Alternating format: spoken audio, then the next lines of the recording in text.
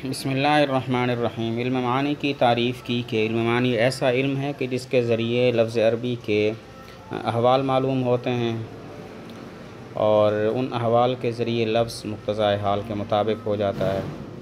تو علم معانی ایسا علم ہے کہ جس کے ذریعے لفظ عربی کے وہ احوال معلوم ہوتے ہیں جن احوال کے ذریعے لفظ مقتضائے حال کے مطابق ہو جاتا ہے۔ تو احوال مختلف ہو تو ان کی وجہ سے کلام کی صورتیں بھی مختلف ہو جاتی ہیں۔ مثلاً وَأَنَّا لَا نَدْرِي أَشَرٌ أُرِيدَ بِمَنْ فِي الْأَرْضِ أَمْ أَرَادَ بِهِمْ رَبُّهُمْ رَشَدًا، اور ہم نہیں جانتے کہ کیا شر کا ارادہ کیا گیا زمین والوں کے ساتھ یا ان کے ساتھ ان کے رب نے بھلائی کا ارادہ کیا۔ تو یہاں ام سے پہلے والے کلام کی صورت اور ہے اور ام کے بعد والے کلام کی صورت اور ہے۔ ام سے پہلے جو اریدہ ہے وہ مجہول ہے اور ام کے بعد ارادہ معروف ہے۔ تو اس کی وجہ کیا ہے؟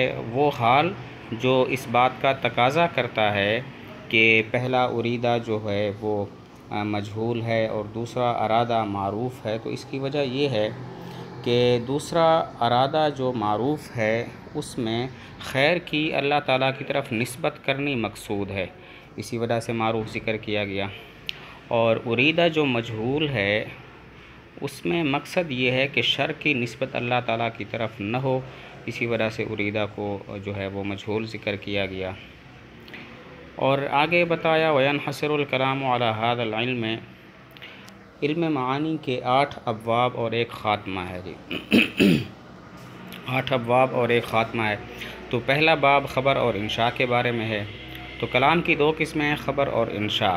خبر وہ ہے کہ جس کے کہنے والے کو سچا یا جھوٹا کہا جا سکے، جیسے سافر محمد، محمد نے سفر کیا، علی مقیم، علی مقیم ہے۔ تو یہاں ہم کہنے والے کو سچا یا جھوٹا کہہ سکتے ہیں۔ انشاء وہ ہے کہ جس کے کہنے والے کو سچا یا جھوٹا نہ کہا جا سکے، جیسے سافر یا محمد، اے محمد سفر کر، اور اقیم یا علی، اے علی مقیم ہو جا۔ تو یہاں پر سافر یا محمد ہو یا اقیم یا علی ہو، اس کے کہنے والے کو سچا یا جھوٹا نہیں کہا جا سکتا۔ آگے بتایا کہ صدق الخبر اور کذب الخبر کیا ہوتا ہے۔ صدق الخبر کہتے ہیں خبر واقعے کے مطابق ہو، کذب الخبر کہتے ہیں خبر واقعے کے مطابق نہ ہو۔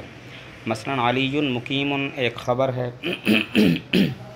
اگر تو واقع نفس الامر میں اور خارج میں بھی علی مقیم ہے تو ہم کہیں گے یہ سچی خبر ہے، اور اگر واقع اور خارج میں علی مقیم نہیں ہے تو اس کو ہم کہیں گے یہ خبر جھوٹی ہے۔